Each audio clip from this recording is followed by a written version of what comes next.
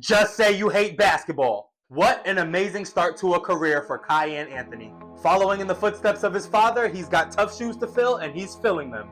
Not only is he continuing to develop and getting better every time we see him, but every time we put a mic in front of him, he knows exactly what to say. Kyan, your collegiate debut, you finished with 15 points and you made it look easy.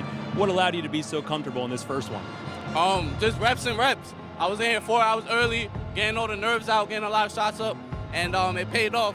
When my number was called, I was ready. Unfortunately, JJ went out. I had to step in the second half and play with the first 5 guys, and I took advantage of the opportunity. I know that you also pride yourself as a playmaker. You had 3 assists, and Coach Autry will like you had no turnovers. 3 assists out of the team high 20. What was working for you guys overall as a unit?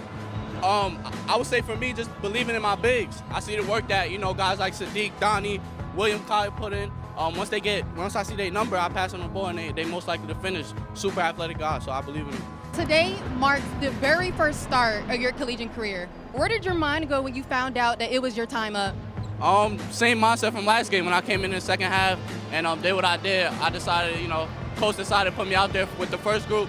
And, I went out there and I provided and I did what I can, and I feel like we had a good game. 19 points, 3 rebounds. How do you even build off a game like tonight? Little things like a couple shots I could have made that I missed. Free throws, I missed 3 free throws. That's unacceptable. So I just got to, get in the gym after this, shoot some free throws, and just fix the little things. He sounds like a professional basketball player, and man, if it looks like a duck and talks like a duck, then all of you Bronny fans better duck, because I want you front and center right now. It must be pretty embarrassing for you to cheer on Kyan Anthony as we all watch him grow and develop his game into the professional basketball player we all know he could be. And we all want him to continue to develop so that by the time he gets to the NBA, he's ready. You care about his development. You want him to do all of the things that you didn't care if Bronny did to get to the same NBA. Why is that? All so we could have the first father-son duo in the league? Well, like a wise woman once said, you cannot manufacture organic moments. When you do, this is what you get. And listen, I am not a hater and I am with all of the nepotism. But his nepotism should just give him endless amount of chances to prove himself. Most players don't get that. They only get 1 or 2 chances to prove they belong in the league. But because of his name, he will get chance after chance to prove himself, and it should be that way. But no, I don't think he should get to pass go directly to the NBA and collect $8 million guaranteed dollars. He should be put in the best position to get into the league. That starts with development. We want you to be the best player you can be. We want you to do the things you need to do to grow your game and develop into the professional basketball player we all know you could be. So no, I wouldn't want you to enter the NBA after your 25-game college career got cut short because of a cardiovascular scare. What is the point of rushing it?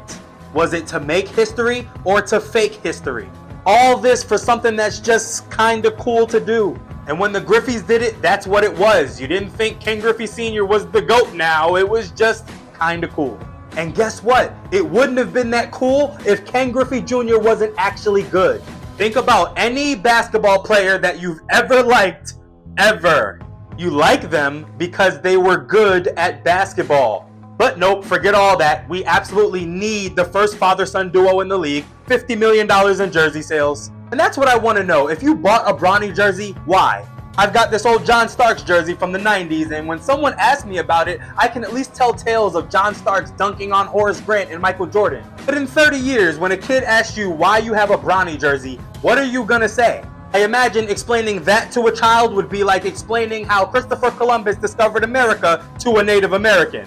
But fine, Bronny just needs time to develop. Even though that's what you said he should do in college, and not only is that exactly what we want for Kyan and your brother, we just need to let this marinate. There's still Summer League and the G League. You can develop there. Yeah, Summer League. Remember when Jaylen Brown was in front row of a Bronny game and got caught saying he didn't think he was going to be an NBA player? And then, of course, in an attempt to secure views and fulfill his Clutch Sports quota, Gilbert Arenas flew off the rails and compared Jaylen Brown to Bronny James. The 3rd pick in the NBA draft, the first 3 games, just like Bronny was 6 for 26. Jaylen Brown was 5 for 26 from the field in his first 3 games in Summer League. He's That's fine. a good upside. He's fine. That's a good upside. Man, no one bashed him, Good and he was one- the that's a third good pick in the one-player NBA upside. draft. Now that Bronny James is the professional basketball player we all know he could be, let's continue this comparison. Don't worry, I won't even mention the fact that Jaylen Brown is a 4-time All-Star, a champion, and a Finals MVP. We'll just use his first 2 years. He came in at the same age as Bronny did. His rookie year, he averaged 17 minutes per night in 78 games. That 17 minutes per game matches Bronny's career high in points, and that 78 games more than doubles Bronny's career game total. Do I need to go on, or is there a bunch of stuff we both know I don't need to say?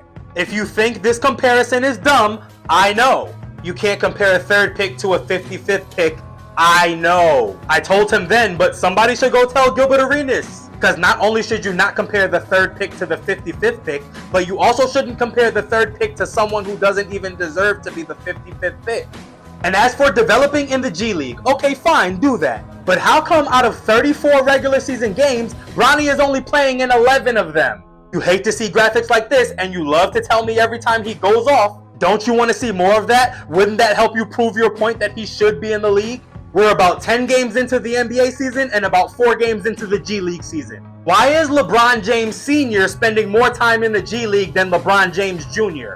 Unless we're about to see that father-son alley-oop we're still waiting for, this makes no sense. Welcome to the Los Angeles Lakers Community Center. Juniors are developing, seniors are rehabbing, and we're still in the hunt in the Western Conference, all while having $60 million and 2 roster spots by someone named LeBron James ride our bench. We're so lucky to have him. It is not hating to want to forego some fake history moment because I care about a player's development. I want the best for Bronny too. Even though I can't wait to see what Bryce develops into, there's no rush. It takes the time it takes. I want him to grow and develop into the professional basketball player we all know he could be. And shout out to Bryce, Bronny, and Cayenne, man. We're just grown folks talking, and at the end of the day, we all just want what's best for you. You all have great people around you, and we know you're all putting in the work in your own way. So feel free to even tell me,